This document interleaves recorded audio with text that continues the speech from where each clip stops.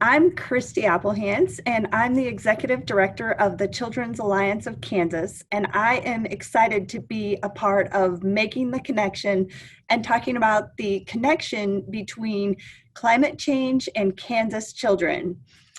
This is such an exciting opportunity for me to talk about this because we don't normally have a chance to consider the impact of the environment and children at the same time.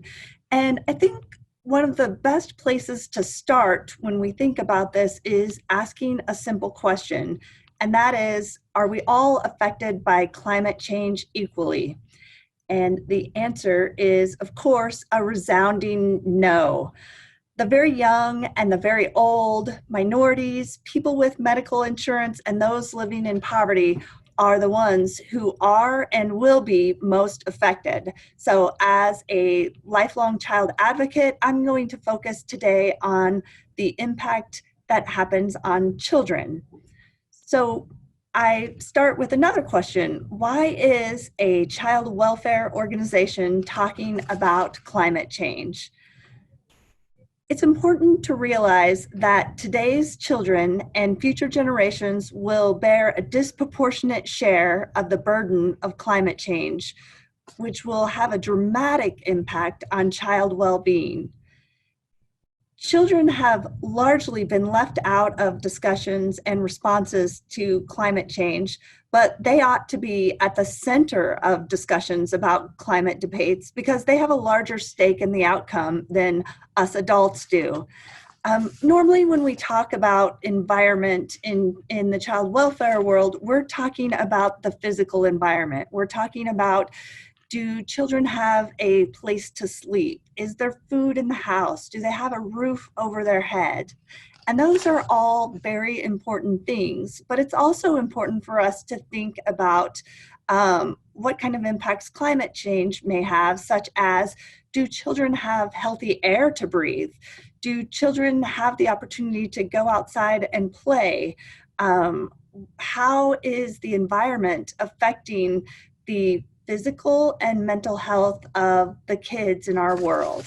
It's important to note that children are not just small adults. They eat more food, they drink more water, they breathe more air relative to their size than adults. They have things such as growing organs that impact how they experience the environment.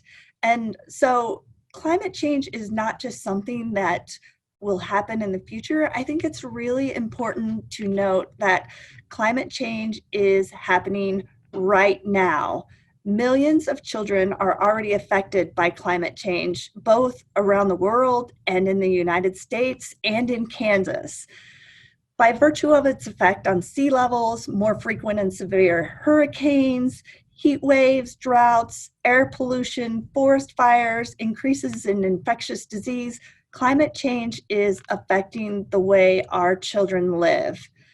And unfortunately, in some cases, it's depriving children of experiencing nature, clean water, safe drinking and recreational water, clean air, nutritious food, and safe shelter. The health impacts on our children are significant. Again, that is in part because of the way that children experience the world. They're more likely to put their hands in their mouth. They're more likely to play outside. They have such an intense relationship with the environment.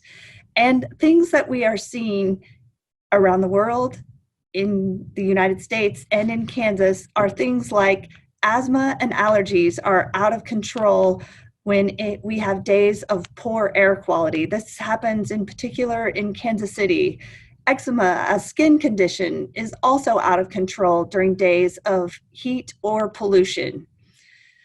Exposure during pregnancy can lead to poorly developed lungs in our children, premature births, stillbirth, brain and heart abnormalities, and developmental disorders in children. So it's happening before children even enter the world, the impact of climate change.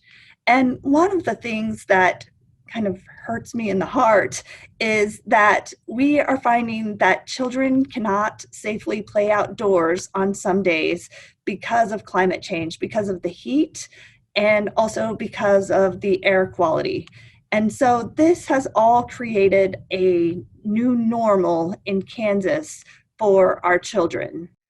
I wanted to move into some of the specifics in Kansas just to give you an overview of our demographics. So in Kansas, there are 358,000 families, and they have about 707,000 children.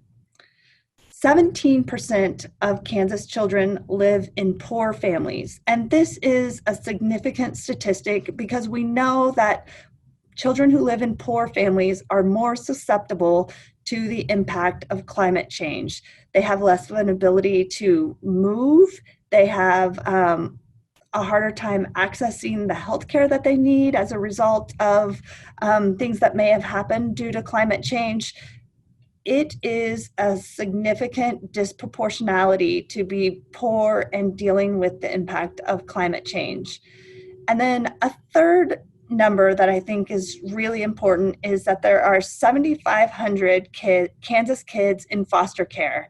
And I'll talk more about why that matters, but it's important to note that we are removing kids from their families at a rate that's about double the national average. And that has significant implications for our children. So I have been talking about this already, but want to dig in more. What does climate change mean for Kansas kids?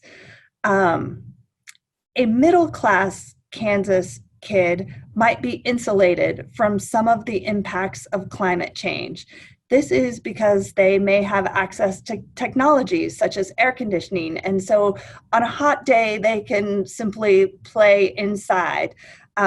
Most Kansas kids have access to modern sanitation. And so in some ways, Kansas kids are lucky when we look around at the rest of the world. There are and will be indirect things that impact Kansas kids. I think about the beauty of the Flint Hills and wonder if we will be able to have all of the future generations experience that beauty.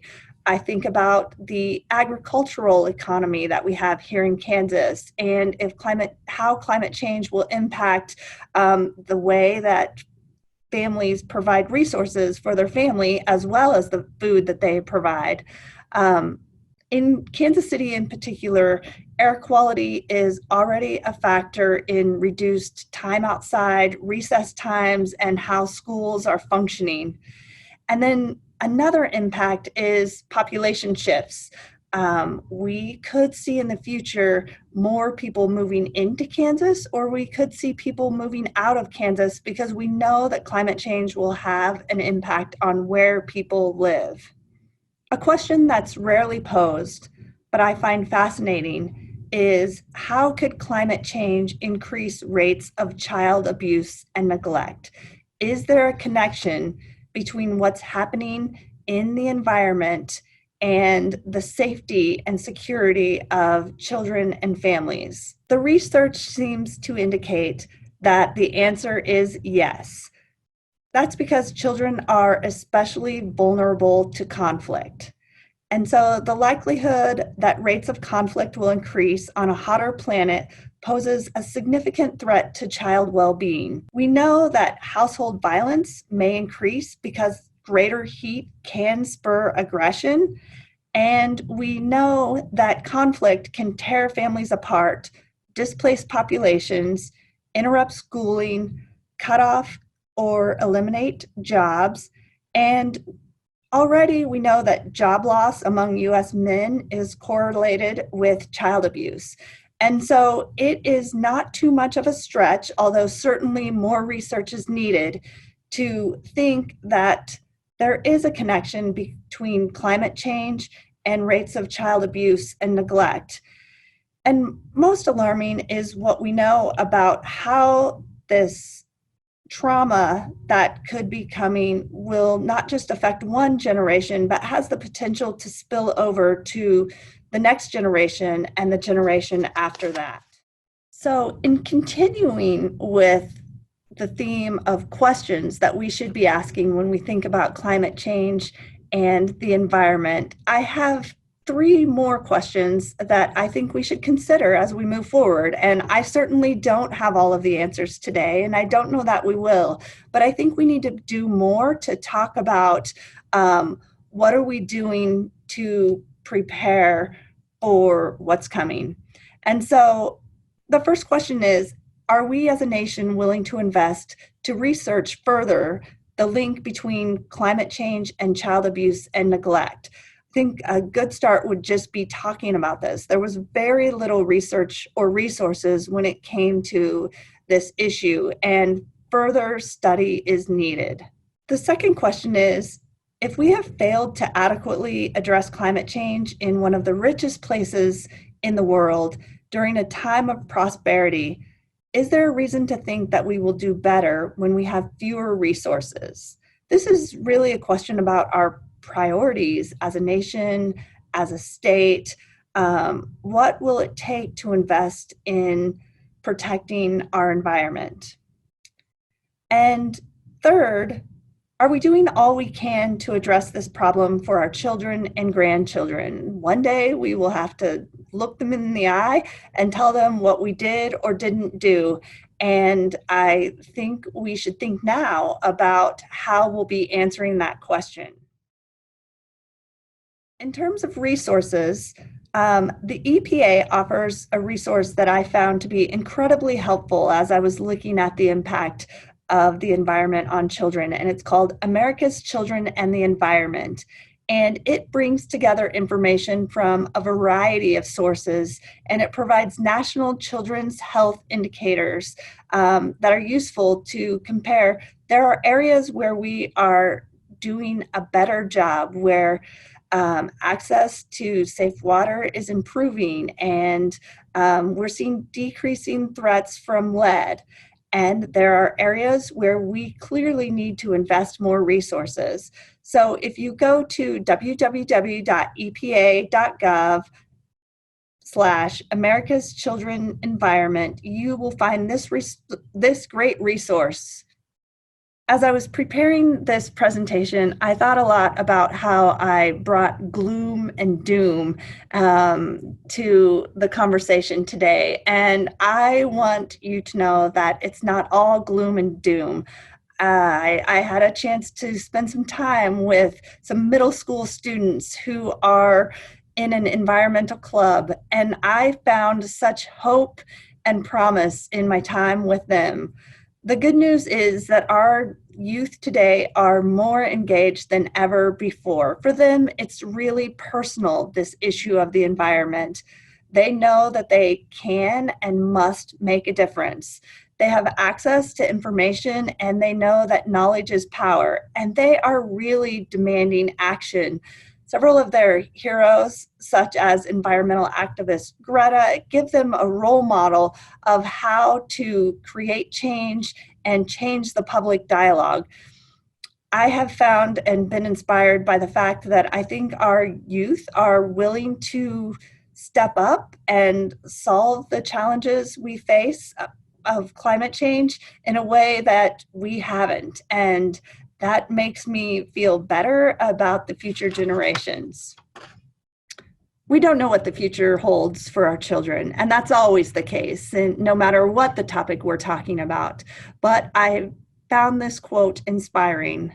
I am glad I will not be young in a future without wilderness. And to me, that's really a charge of what we have to protect for our children. We really have to think about, what kind of future do we want them to have? Do we want them to have a future where they can play outside, and a future where they're not facing health impacts, and a future where there is not the kind of conflict that could tear families apart? And so I am here, and I am committed to learning more.